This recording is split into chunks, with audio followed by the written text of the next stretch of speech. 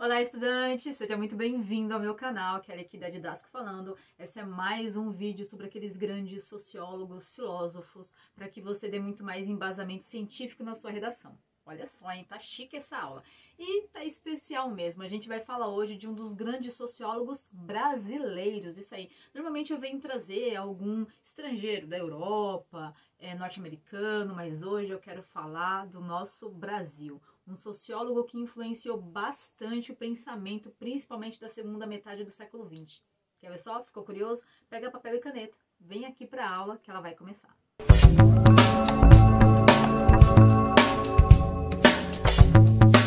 Pessoal, olha só, antes da gente começar a aula, dois recadinhos aqui, tá? Primeiro, tudo que você está vendo aqui é uma amostra do que tem no nosso curso, exatamente, no nosso curso de redação. Lá você vai ter conteúdos de psicologia, sociologia, filosofia, fatos históricos, obras literárias, para você dar muito mais embasamento, referência. Para quando o seu corretor ali for ler a sua redação, ele entender que você tem conteúdo, você tem riqueza de conteúdo para trabalhar nessa redação, tá?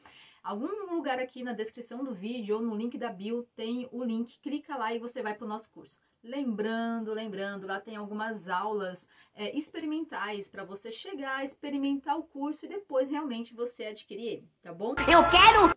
Segundo recadinho, tá? Essa playlist aqui é chamada de Redação Enem, ou seja, na playlist Redação Enem, você vê conteúdos de filosofia, sociologia, psicologia e fato histórico. Isso aí. Todos os conteúdos que você pode e deve utilizar na sua redação para atender a competência de interdisciplinaridade. Ou seja, você consegue trabalhar aquele conteúdo entre todas as disciplinas. Você consegue falar sobre, vamos supor, tá? Vamos supor que seja sobre a questão da poluição das águas. Você consegue trabalhar aquilo com uma obra literária que trate aquilo, com um fato histórico, com um sociólogo. Ou seja, você pega o problema, aborda o problema entre disciplinas, entre todas as disciplinas. Combinado? Bom, agora sim começa a nossa aula. A gente vai trabalhar hoje sobre o Sérgio Buarque de Holanda, isso aí, um dos grandes sociólogos do século XX. Que, para quem de repente já ouviu falar de Chico Buarque de Holanda, exatamente, o Chico Buarque é filho do Sérgio Buarque. Vamos lá. Ele nasceu em 1902, faleceu em 1982. Ele nasceu e faleceu aqui em São Paulo. Ele era um grande sociólogo aí, ele tá ali na linha do segundo, do terceiro, né? Juntamente com Florestan Fernandes, que também tem aula aqui, juntamente com Gilberto Ribeiro, que também tem aula aqui. E um dos livros mais importantes do Sérgio, ele escreveu vários. Uma das obras mais importantes dele é Raízes do Brasil, que inclusive também tem resumão aqui no meu canal. Só você ir lá na lupa e clicar em resumão de Raízes do Brasil que você vai encontrar. Nesse livro Raízes do Brasil, ele fala diversos conceitos, eu quero trazer um desses conceitos que estão lá no livro, tá? Que é o do homem cordial, homem cordial. O que esse livro tem de importância ou esse tema tem de importância, Pro? Olha só o nome, né? Ele, Raiz do Brasil, ele vai buscar no Brasil colônia condições ali, análises para a gente entender como que é essa conjuntura política do Brasil atual. Exatamente, pessoal, exatamente. Então, antes de eu começar a falar do nosso conceito, deixa eu só terminar de dar a primeira parte aqui da aula para você entender um pouco, então, da história do Sérgio Buarque. Ele é formado em Direito, se formou no Rio de Janeiro em 1925.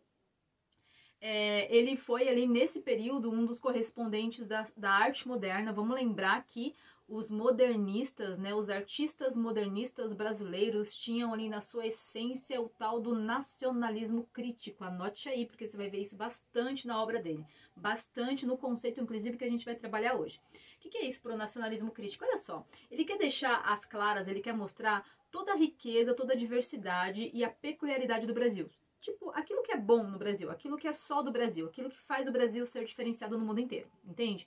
Só que ele vai mostrar essa peculiaridade, essa singularidade, essa diferenciação de olhar crítico, com olhar crítico, isso aí. Ele vai olhar, de repente, olha, o sertão nordestino, ele é diferenciado, lá tem muita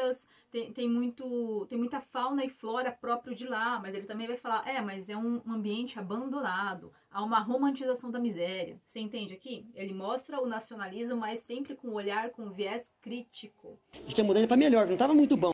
Bom, então ele foi correspondente da Semana da Arte Moderna, Ele foi um jornalista que também foi trabalhar na Alemanha, ele era o nosso correspondente internacional. Lá, anote aí, ele bebeu da fonte, né? Ele, digamos, se inspirou nas obras de Max Weber e de George Simmel, ok? Até pra gente entender um pouco dessa criticidade dele, tudo bem? Em 1936, 1936, ele retorna para o Brasil, escreve essa obra Raízes do Brasil. Em 1956, ele vai se tornar professor de disciplina de História da Civilização Brasileira, de uma das universidades mais famosas em São Paulo, e também vai viver de palestras, ou seja, você percebe aqui que a profissão dele vai ser palestrador, sociólogo, estudioso, um dos grandes pensadores da segunda metade do século XX no Brasil. Entendemos um pouco agora sobre a história desse indivíduo, o quanto que ele foi importante. Agora eu vou para a segunda parte da aula, que é o conceito de homem cordial. Antes de ir para ela, tome nota aí também, é um ponto importante. Ele foi um dos fundadores do Partido dos Trabalhadores. Isso aí, foi cofundador do PT. Tratando então aqui do conceito do homem cordial, tá? Essa palavra, etimologicamente, cordial, ela quer dizer aquilo que vem do coração, né? Aquele homem bondoso, aquele homem educado, aquele homem servil, aquele homem que é puro de coração, tá? Essa seria a etimologia da palavra. Mas o significado que a gente vai ver aqui, que o Sérgio Buarque trata desse homem cordial, é a ideia também esse homem ligado ao coração, mas muito mais ligado às paixões do coração. É esse homem irracional, é esse homem ligado pela emoção, você entende aqui? Ou seja, esse brasileiro, ele é um indivíduo, ele é um ser humano muito ligado pelas emoções, nem tanto pela questão da racionalidade ou da razão. Segura aí que você vai entender. Por exemplo, ele fala que o período da Belle Époque, né, na Europa, influenciou bastante o Brasil. Porque os nossos, digamos, a nossa elite ia estudar lá e vinha imbuído, vinha inspirado nessas ideias e tentou trazer esse desenvolvimento aqui para o Brasil. Só que ele fala, olha, não vamos esquecer que na Europa, né, você tem uma condição, uma estrutura econômica e política diferente do Brasil. Então, o que a gente chamou de desenvolvimento lá na Europa, a gente vai chamar aqui de subdesenvolvimento. Olha só, estamos sim numa crescente, no modernismo, numa industrialização mais subdesenvolvida. Digamos que a gente não tem tanto dinheiro e tanta estrutura e a mentalidade nossa é muito diferente de lá. Segundo ponto também que ele fala, né? Acreditava-se, né, a forma com que o exterior via o Brasil é de que esse indígena e esse negro, digamos que eles atrasavam o desenvolvimento dessa civilização, porque eles não estavam habituados há 200, 100 anos viver num ambiente civilizado, como lá na Europa já estava, porque lembra que a Revolução Industrial foi em 1789, então digamos aqui que em 1920, 1940, 50 no Brasil, já tinha passado 150 anos da industrialização. E a industrialização chegou aqui no Brasil principalmente depois da proclamação da República. Então demorou quase 100 anos. Eles já estavam lá habituados nisso há tempo. Faz tempo. Então se atribui muito o olhar que o estrangeiro tem de fora, é que a sociedade negra e a sociedade indígena atrasou o movimento de civilização e desenvolvimento do Brasil. Então, digamos, olha, o Brasil nunca vai chegar a ser um povo desenvolvido, ok? É como se, ainda tem muito arroz e feijão para comer aí, você entende? Bom, voltando ao nosso raciocínio. Esse homem cordial, já que ele é movido pelas paixões, já que ele é movido pela ideia irracional, né, digamos, pelo sentimento de afeição, esse homem ele é muito infantil. E quando um país está desenvolvendo, ele precisa de um sistema muito mais burocrático. E um sistema burocrático, ele demanda um homem mais blasé, ele demanda um homem mais analítico. Vou te dar um exemplo aqui. Como que esse indivíduo ele vai conseguir atender aos interesses de uma população que ela é diferenciada, que ela é diversificada e que ela é tão grande quanto o Brasil? Não tem como. Então você tem que tomar suas atitudes baseada na política, né, no politiquês, você tem que tomar suas atitudes baseadas no que é necessário para a maioria, no que é, digamos ali, que serve para a harmonia da maioria e não para os interesses de individuais. E ele fala que esse homem brasileiro, já que ele é movido muito pelas paixões, ele faz as políticas públicas, né, a legislação, essa conjuntura política é muito baseada nos seus interesses individuais. Ou seja, ele prioriza os seus privilégios, ele não prioriza a necessidade da maioria. Ou seja, ele fala que o brasileiro, ele elabora políticas públicas baseada na manutenção dos seus privilégios ou ainda para angariar, para ter mais privilégio. E que muitas vezes, quando essa população, ela escolhe, digamos ali, por um político, ela está escolhendo muito mais pelo poder carismático desse político, porque ela se sente muito, digamos, ligada, ela se afeiçoa, ela cria afeição, ela cria identificação e sentimento por esse político, e ela não, digamos, escolhe esse político por projeto político, por uma ideia mais racional. Você entende aqui? Então ele fala que essa cordialidade do brasileiro influencia tanto quem administra, que ele vai elaborar leis e política pública de acordo com a sua necessidade, com os seus privilégios e não de acordo com a harmonia da maioria, e também influencia, digamos, esse povo, essa população que escolhe esse governante, porque ela vai escolher não baseada também num projeto muito racional político, ela vai escolher baseado num poder carismático, num poder de levar a massa, num poder de oratória, num poder de ele ser muito mais convencedor e persuasivo do que exatamente ter um projeto de lei racional, claro e objetivo, mesmo que de repente seja um cara muito apagado, entende? Então, das duas formas, essa questão da cordialidade do homem brasileiro influencia na nossa política, na nossa mentalidade, e isso vai influenciar no nosso desenvolvimento, nos tornando subdesenvolvidos. É como se a gente estivesse sempre no modo muito infantil de querer administrar essa massa pública, de querer administrar essa máquina pública. Que vergonha! E ele vai resumir que, independente de ser o governante ou o governado, que está nesse modo muito passional, muito cordial, muito ligado à afeição e não ao racional, isso vai criar o tal do jeitinho brasileiro. É mais ou menos assim.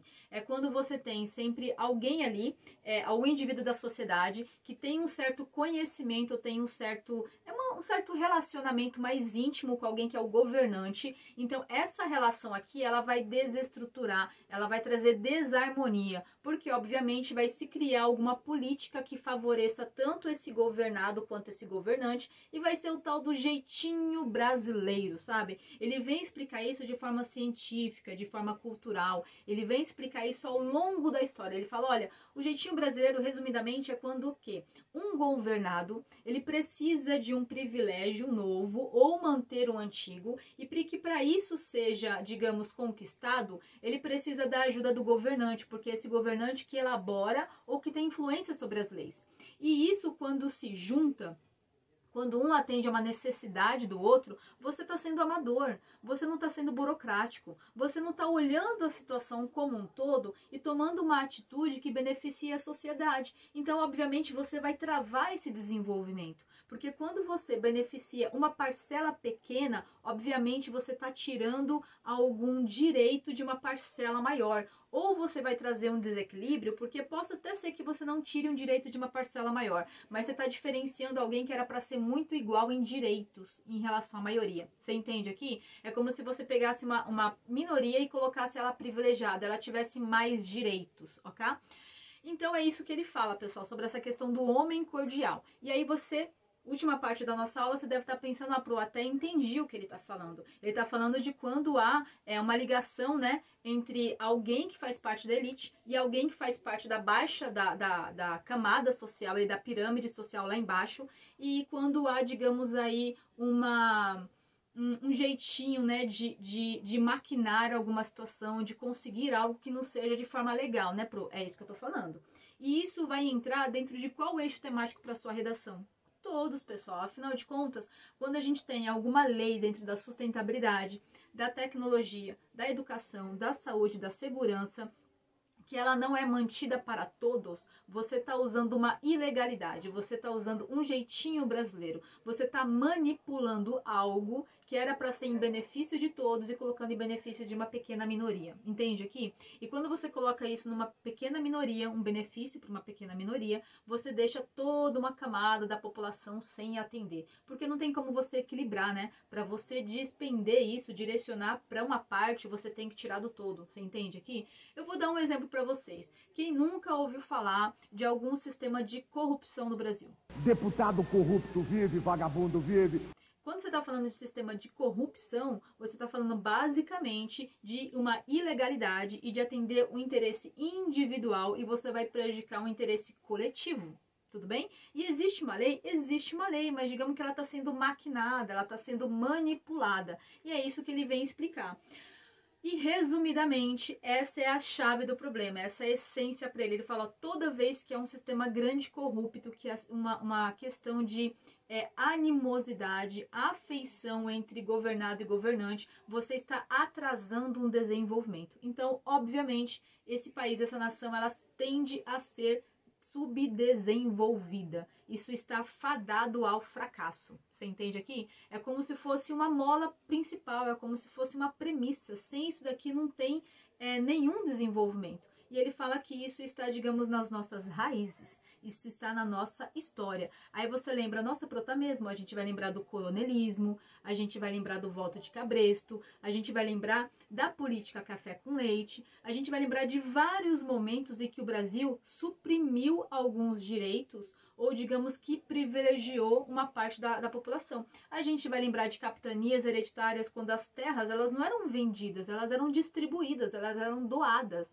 Igualmente entre a população, não, elas eram doadas com ideia censitária, ou seja, de dinheiro. Elas eram doadas para aqueles que tinham mais dinheiro, para aqueles que eram a elite da sociedade, porque essa elite é que é capaz, é que tem, digamos assim, experiência, é que tem condição de administrar essa terra. Então, em vários momentos da história do Brasil, você vai encontrar situações, políticas públicas ou políticas de Estado que elas beneficiaram uma pequena parcela, atenderam os seus direitos e para isso suprimiram os direitos da maioria ou tornaram ela privilegiadas. Você entende aqui? Pessoal, se essa aula te deu alguns insights, se o conteúdo que você viu aqui já te fez olhar de forma diferenciada, mais aprofundada, mais crítica, né, te deu muito mais informação, compartilha.